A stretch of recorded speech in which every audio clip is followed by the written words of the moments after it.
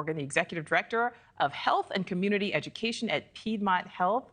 Doctor, thank you so much for being with us. First, before we get into really the specifics, what is your biggest takeaway from these new numbers? Because as we said, there's this bad news, but on the flip side, there's some good news for people over 50. Nicole, that's absolutely correct. And thank you for having me. We do see that cancer rates overall are decreasing for our population, but we have this demographic of younger people where we see cancer rates increasing. They seem to be correlating with this 20-year increase in obesity as well in this demographic. It seems to be paralleling the increase in cancer rates as well.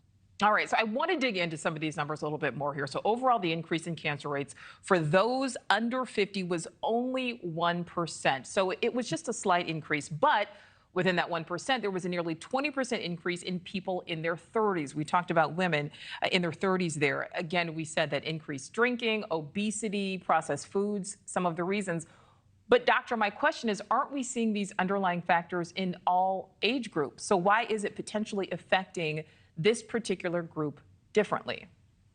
And so we have something called the toxicity of obesity, and it seems to be correlated with the duration of time that the body spends in an obese or overweight state. It used to be in previous generations when people gained weight, they were in their fifth and sixth decade of life. Now we see people often from childhood who have obesity, and by the time they are in their 30s and 40s, they've had 3, 4, and 5 decades of ongoing obesity. We haven't had that type of demographic nor that type of data before.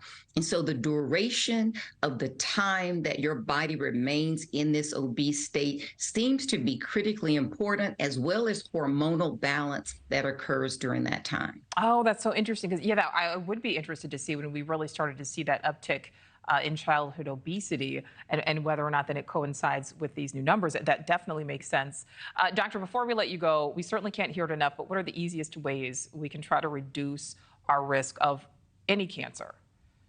Absolutely. We want to adopt healthy lifestyles, and that means exercising more, trying to eat less processed foods, whole foods, but also trying to maintain a weight that is decreased. The other thing that we are doing as a medical community is we're looking at our guidelines and whether or not we need to begin screening for cancer at an earlier age, because often the screening begins at an age beyond 39 years of age when these cancers are developing. And then by the time we catch them, they're more advanced as well in this younger demographic.